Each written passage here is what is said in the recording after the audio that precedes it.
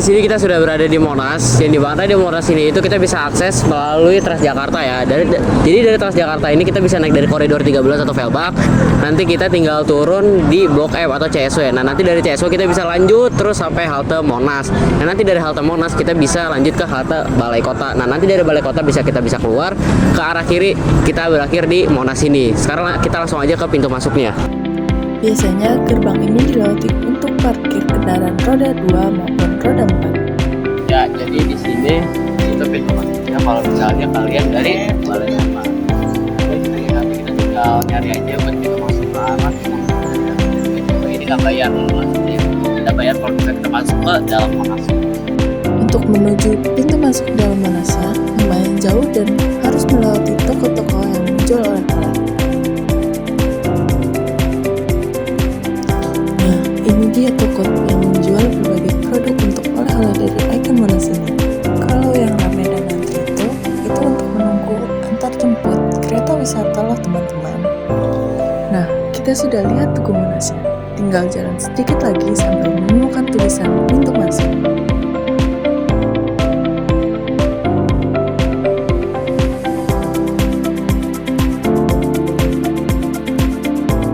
Setelah menemukan pintu masuk, kita harus menuruni tangga hingga sampai di loket untuk membeli tiket. Filosofi atau makna dari jauhnya jarak yang kita tempuh mulai dari masuk gerbang, lalu harus jalan lagi atau menunggu kereta wisata.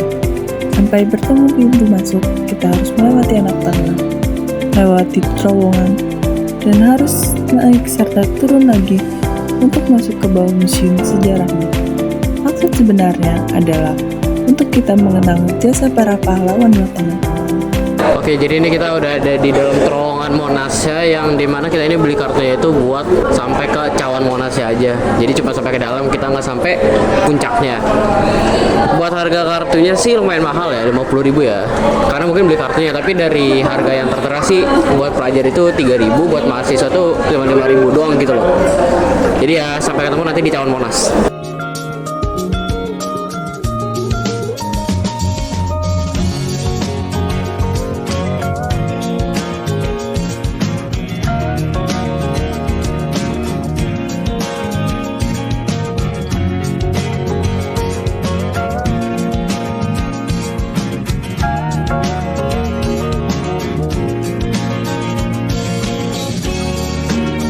Oke, assalamualaikum warahmatullahi wabarakatuh. Kembali lagi bersama saya Ahmad Rizkata Rizky dan juga kelompok 1 dari kelas 11-2. Yang dimana hari ini kita akan berkunjung ke salah satu tempat wisata yang digemari oleh warga Jakarta dan turis internasional, yaitu Monumen Nasional atau Monas yang telah ada di belakang saya.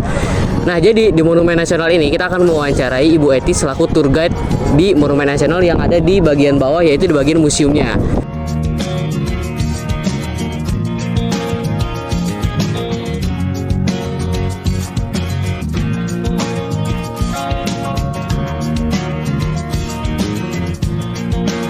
Oke, jadi di sini kita udah ada di dalam Museum Monasnya atau di Cawan Monas. Di sini tuh museumnya itu arah sejarah-sejarah Indonesia juga, dari sini sampai ke arah sini.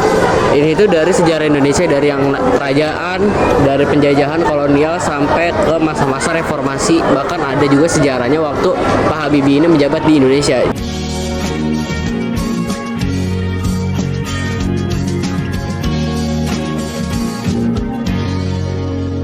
稲毛湊さんから大水ひな子さんへのメッセージです。ここは1年前ですね。ひな子、メリークリスマス。これからのクリスマスはずっと一緒に過ごそう。ずっと、ずっと、ずっと。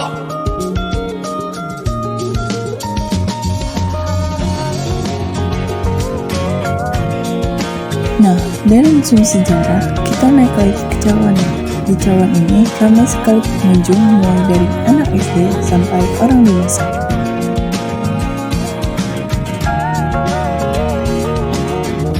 Setelah dari cawan, kita turun kembali ke dalam museum untuk mewawancari Bu Eti. Oke, jadi di sini saya dengan Ibu siapa? Saya Eti sebagai pemandu wisata di Monumen Nasional.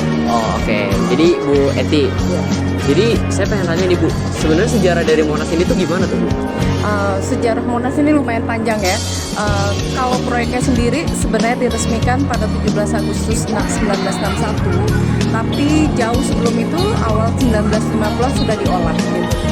Idenya sendiri sebenarnya dari warga biasa, Bapak Marto Kusumo, ya. Dia juga monumen nasional. Maka di sini juga untuk merayakan hari ulang tahunnya Indonesia sendiri. Makanya di bagian desain Monas ada angka 17845. Jadi itu yang kedua, yang pastinya juga untuk mengenang pahlawan, untuk generasi mudanya ini untuk belajar nih. Jadi sebagai sarana edukasi, tahu sejarah bangsanya, sehingga bisa memotivasi kaum muda untuk membangun Indonesia, untuk mengisi kemerdekaan yang sudah diperjuangkan.